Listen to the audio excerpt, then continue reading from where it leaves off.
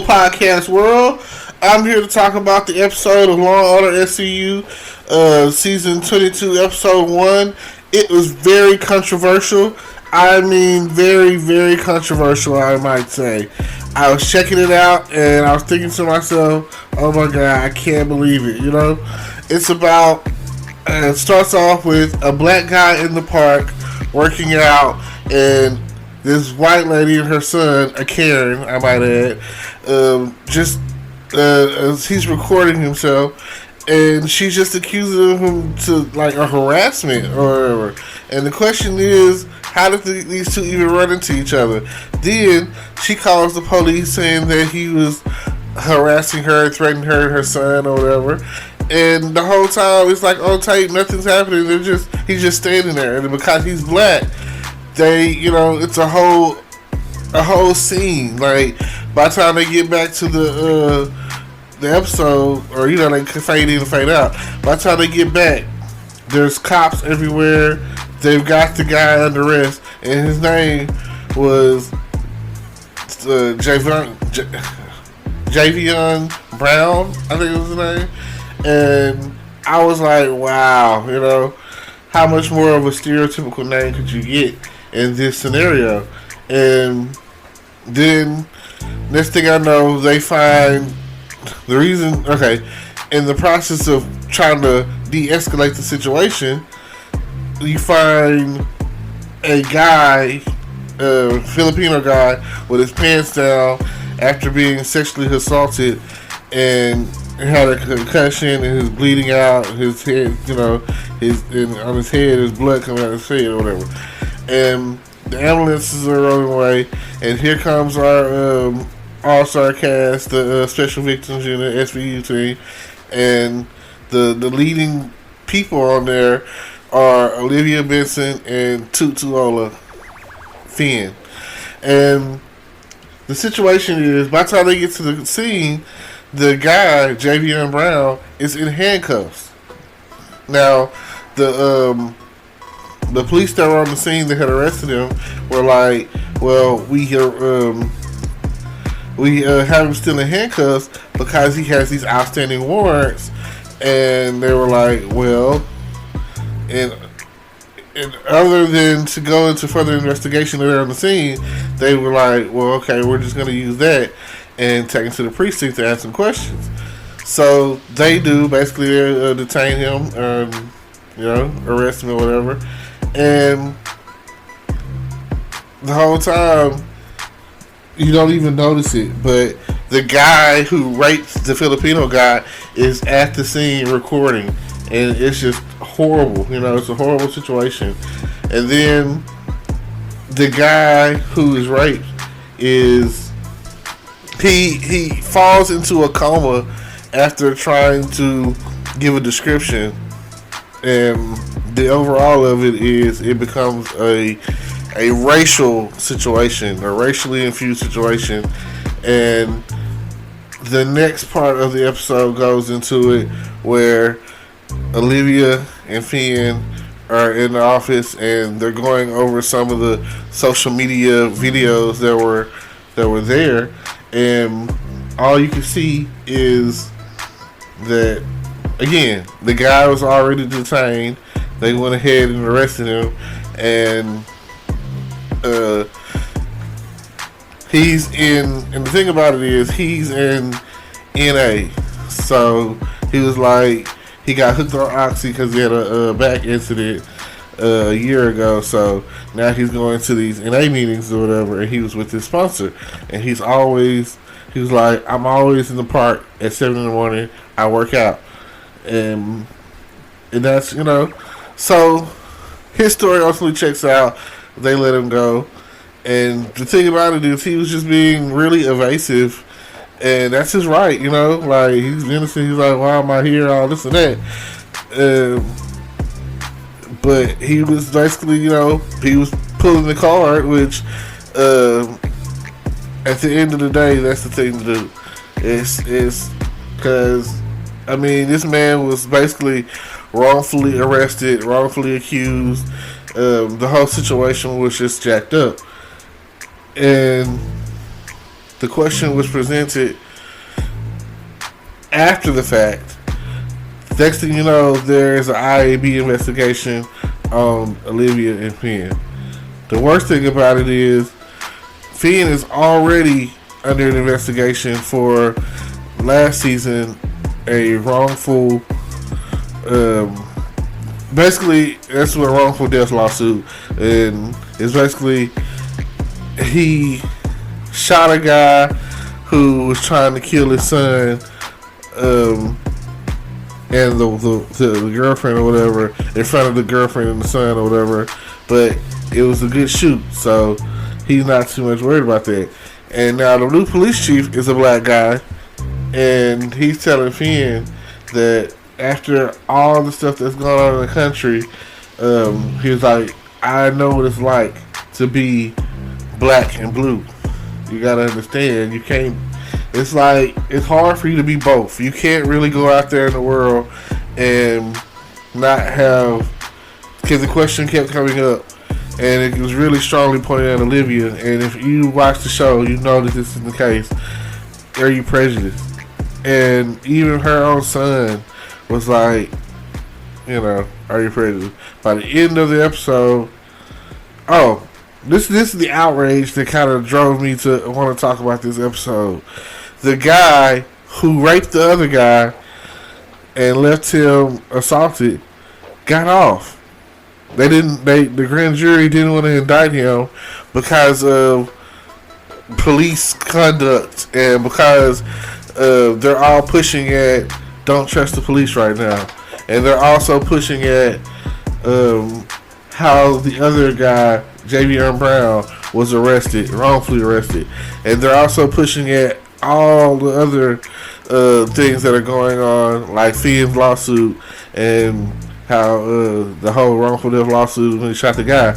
They brought these things up, and Carisi, you know, he's a new 88 now, so he went from being a cop to being a district attorney, and with that being the case, they're just coming at him. You know, they're coming at Finn and like trying to figure out like how is he okay with the overall situation, and he's black, you know. So I really was like, oh my god, I can't believe that this is the stuff they're talking about. This is what they're going in on. And by the time they were done with that session, they can already tell. They stepped out of the hallway and was arguing, and they can already pretty much tell that how do they say it? Shit rolls downhill.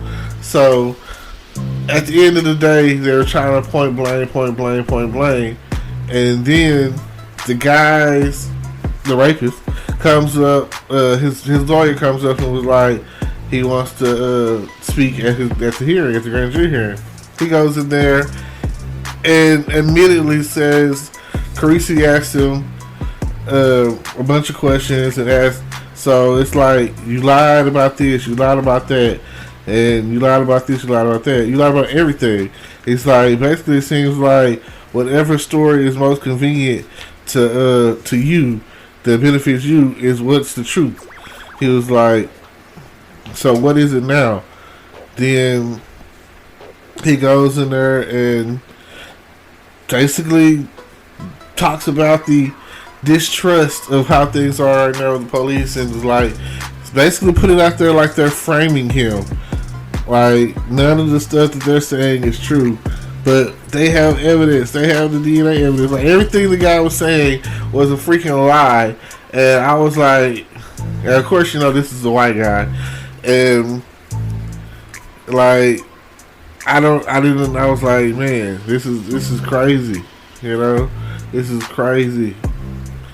So I just was like, I felt like, regardless of what's going on out there, as far as between the police and Black Lives Matter, justice is justice. I don't feel it's right for that guy to assault that other guy, and the other guy is left in a coma. Sometimes I feel like we need a Batman. Sometimes I feel like we need some forms of vigilante justice. Like, I know that's crazy, but if you're an Arrow kind of guy, you watched Arrow. In the first season of Arrow, he was like, what was the catchphrase? You felt this city, you know? And that's the outlook I have about dude on this episode. Like, you felt the city. So if there was a green arrow out there, he would basically be put down. You know, in some cases, that's like, this man is a violent sexual predator. You know what I'm saying? And this guy is getting off. They're not even going to indict him. I'm not a police officer, but I do believe in right and wrong and justice. And I felt like, you come on, how stupid, how dumb do you have to be to follow along with a guy who's sitting there lying, all because the bigger picture, they detain this black guy because of this Karen. Like, I really don't know what to say about that. I feel, on one hand, it's like, you know, at the end of the episode, Olivia goes to talk to Mr. Brown and tells Javion, I just want you to know that they're pressing charges against the Karen lady, and that, you know, that's, he was like, am I supposed to feel some type of way about that? He was like, thanks to the media, I lost my job because they found out I was going to the NA meetings. And, you know, of course, all she could do was apologize. And she was like, at the end of the day, she realized she knew. And she said it, she was like, the NYPD. She was like, no, not just the NYPD. She was like, me, I have a long road ahead of myself in helping the situation. So, I just felt like this episode was a good way to start the season. Every show that I'm coming across is still dealing with COVID, and they're putting in the show, and they're wearing masks, and I just, you know, it's almost like this is our reality right now. Like, even in television, when we go back and look, and be like the year 2020 and what all happened and how did it all go down, it'll be televised, it'll be shown, it'll be like, in my lifetime, this is probably the worst national, no, it's worldwide, the worst worldwide thing that I've ever come across. And yes, it has hit close to home. I've watched some of my neighbors die. I watched people who have family members die from coronavirus, the underlying cause. And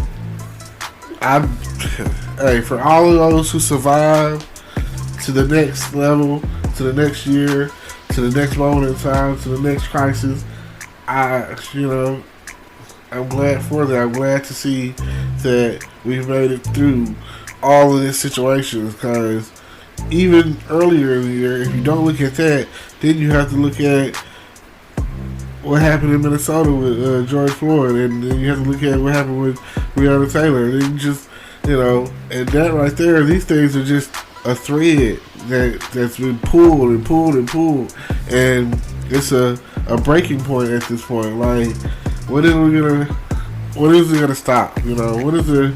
Like, we speak of change and change coming and all of that, and that's not what we need. It's horrible, but I'm always optimistic every year around December, going into January, going into the new year, that everyone usually makes New Year's resolutions, and by February they usually enacted on it, because, hey, no matter what, financially, there's money coming in February, income tax money, the money that we gave the government that they're giving back to us. And some people are still like, are y'all gonna help us? Nancy, Mitch. Well, what's going on? Come on, Congress. Come on, Senate. Come on, Trump. Like, Joe, what's up? You know, like, I don't care where it's coming from. It's like God's got us either way. But it would be nice to know that if I have this spider bite and the poison is still in that spider bite, and I got this big bump, this blister or whatever, and all you have to do is cut it and let some of that poison ooze out. Like, just help, you know, in whatever shape, form, or fashion you can get that. And then pretty much the main thing will be a financial form of help. So, can we get that? Just let us know. The sooner the better. Well, thank y'all for listening to me rant about Law and Order SVU and the things that I have seen that I can't unsee. I found it to be a really good episode as far as the first episode of the season. Like, it really woke me up this morning to watch it, and I guess I'm going to be on to the next one. Like I say, that was episode 22, season 22, episode 1, and now I'm going to move in to watch the newest episode that came out, and that's season 22, episode 2. And I've been a long time, watcher of Law and Order SVU, and that's why, like I say, Olivia is my favorite character on and off the cameras, and her and Ice-T, Finn, have been, the driving force of the show. Maybe one day they'll bring Stabler in for some, I don't know, just, they don't have to bring him back, but maybe they can cameo him in, or, I know his, between his actual life and his career, that things were kind of shaky and flaky, so I understand why, his character probably washed out. I don't really know. Maybe he pursued more, because I know after he stopped being on the show, he was on the Man of Steel movie, and I thought that was great. I even thought his whole character on the show, on the movie of Man of Steel was great. So I was like, he even died in that movie, and he died pretty honorably. So what else can I say? So yeah, shout out to the whole team from my day ones to the new season. Law and Order SVU. It's really taught us a lot. I've learned a lot. I've learned that no means no, and anything sexual can really make you wind up in trouble. So, but yes, I'll leave you to say that don't forget to like, comment, subscribe, and hit the notification bell. Check out my YouTube channel. Keep listening to my podcast for those who do. And I thank you so much. Maybe one day we can get this all together, and maybe we can get it right. Thank you.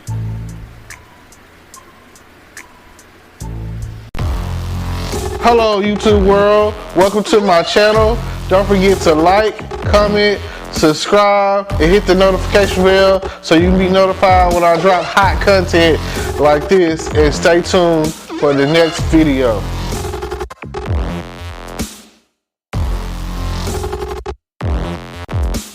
Today is your lucky day. Today is the day that our $3 website works for you, paying you directly to your PayPal daily. Imagine $3 ongoing continuous payments to your PayPal account.